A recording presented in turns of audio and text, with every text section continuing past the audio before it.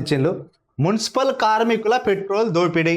పట్టణంలో చెత్త తరలించే ఆటో ట్రాలీలో మున్సిపల్ అధికారులు పోయించిన పెట్రోల్ను వాటి డ్రైవర్లు అక్రమంగా అమ్ముకుంటున్నారు. మంగళవారం చెత్త డంపు యార్డుకు తరలించిన తర్వాత ఆటో ట్రాలీని డ్రైవర్ దాసరి సుమన్ అనే కార్మికుడు మున్సిపల్ కార్యాలయం పక్కన పార్కింగ్ చేశారు. అందులో దాదాపు 5 లీటర్ల పెట్రోల్ ఒక సంచిలో దాచిపెట్టారు. దీన్ని ఆటో ట్రాలీ నుంచి తీశారని మరికొంతమంది కార్మికులు మున్సిపల్ అధికారులకు ఫిర్యాదు చేశారు. పారిశుద్ధ్య విభాగం అధికారి ఉదయ్ పరిశీలించగా అందులో పెట్రోల్ సీసాలు ఉన్నాయి. అక్కడికి కొందరు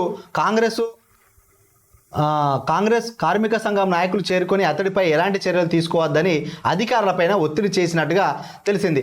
ఆటో ట్రాలీలో దాచిపెట్టిన పెట్రోల్ను దోపిడీ చేశారా లేక కొనుగోలు చేశారా అనే అంశంపైన అధికారులు విచారణ చేస్తున్నారు.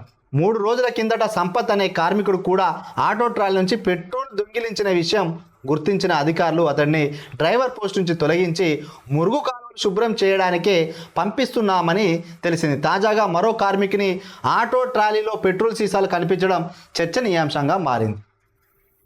ఇంకా దీని గురించి నేను చెప్పాలంటే మస్తు చెప్తా, కానీ ఇంకా ఫీల్ అయ్యేటోళ్ళు ఉంటారు. మీరు ఫీల్ అయినా మంచిదే. ఆటోలల్లా పెట్రోల్ రోజుకి ఎంత కొట్టాలో అంత కొట్టిస్తారు. వీళ్ళు చాలా కిలోమీటర్లు రోజు ఇంకా రాసుకోవాలి, శానిటరీ ఇన్స్పెక్టర్ కూడా రాసుకోవాలి. ఈరోజు 5 లీటర్ల పెట్రోల్ కొట్టించిళ్ళు.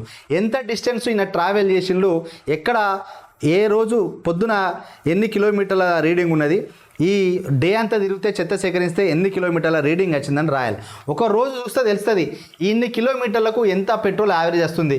1 లీటర్కు మరి 10 నుంచి 12 కిలోమీటర్లు వస్తుందా, మరి 5 లీటర్లకు ఎన్ని కిలోమీటర్లు ఇతను తిరిగిడనే రీడింగ్ రాసుకుంటే తెలుస్తుంది. వీళ్ళు ఏం చేస్తారంటే ప్రతిరోజు చెత్త తీయాల్సిన కాడ చెత్త తీయకుండా ఒక లైన్లో ఒక రోజు పోతే 3 రోజుల దాకా పోరు. కానీ ఈ తిరిగిన ఈ ఏరియా మొత్తం పలానా ఇంటి నుంచి పలానా ఏరియా తిరిగిన అంటారు, కానీ తిరగరు. సో రోజుకు 2 నుంచి 3 లీటర్ల పెట్రోల్ కానీ డీజిల్ కానీ తీసుకుంటారు. రోజుకు 300 కూలి గిట్టుబాటు అయినట్టే. 300 రూపాయలు ఇక వాళ్ళ పెట్రోల్ బండ్లో పోసుకుంటారు, లేకపోతే బయట వాళ్ళకన్నా అమ్ముకుంటారు.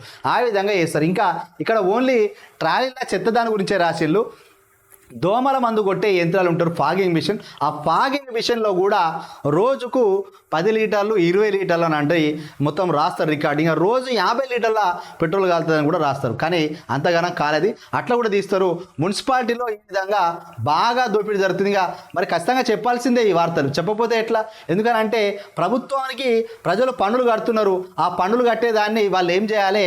మరి అధికంగా పన్నులు విధించుతున్నారు కదా, మరి మీరు కట్టిన డబ్బులు ఎక్కడికి పోతున్నాయి, ఎవరి జేబులలో పోతున్నాయి అంటే ఇట్లా అక్రమార్కుల జేబులకు పోతానే. మరి